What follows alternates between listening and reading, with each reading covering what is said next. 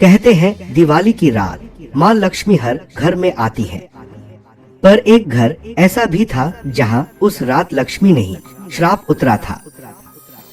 राजेश नाम का एक व्यापारी था। हर साल की तरह इस बार भी उसने पूरे घर को सोने चांदी के दियों से सजाया था।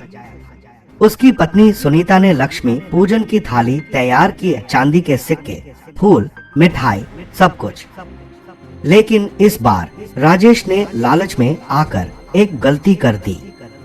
उसने कहा, अगर इस साल बिक्री दोगुनी हो जाए तो मैं असली सोने के सिक्कों से माँ की मूर्ति सजा दूंगा। और उसने वो सिक्के पुराने श्मशान के पास से खरीदे जहाँ कोई नहीं जाता था। रात के 12 बजे पूजा शुरू हुई। दियों की लौ अजीब ढंग से झिलमिलाने लगी। हर दिया एक साथ बुझा और फिर अपने आप जल उठा। सुनीता बोली, राजेश ये क्या हो रहा है? राजेश हंसते हुए बोला, अरे माँ का आशीर्वाद है। लेकिन तभी मूर्ति के सामने रखे सोने के सिक्के काले पड़ने लगे और कमरे में एक मीठी मगर सड़ी हुई गंध फैल गई। घंटी अपने आप बजने लगी, दीवारों पर साये नाचने लगे और किसी महिला की आवाज गूंजी, लक्ष्मी को बुलाया या मुझे? सुनीता डर के मारे थर-थर कांपने लगी। राजेश ने हिम्मत कर कहा, कौन है वहां?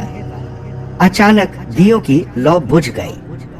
सिर्फ माँ की मूर्ति चमक रही थी, मगर चेहरा बदल चुका था। मूर्ति अब मुस्कुरा नहीं रही थी, दांत नुकीले थे और आंखें लाल। कमरे का तापमान गिरने लगा। सुनीता बेहोश होकर गिर पड़ी। राजेश भागा, लेकिन दरवाजा अंदर से बंद हो चुका था।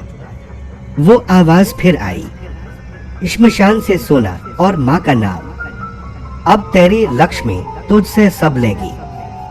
मूर्ति के नीचे से काला धुआं उठा और राजेश के हाथ जलने लगे।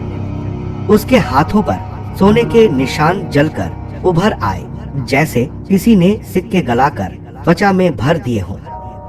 वो चीखता रहा और अगले दिन सुबह घर का दरवाजा खुला तो सब कुछ शांत था।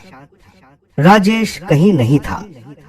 सिर्फ मूर्ति के पास एक नया सोने का सिक्का रखा था, जिस पर उसका चेहरा उभरा हुआ था। कहते हैं उस दिन के बाद से हर साल लक्ष्मी पूजन की रात उस घर के आसपास कोई दिया नहीं जलाता, क्योंकि अगर कोई उस सिक्के को छू ले तो अगली सुबह वो भी सोने की मूर्ति बनकर वहीं रह जाता है।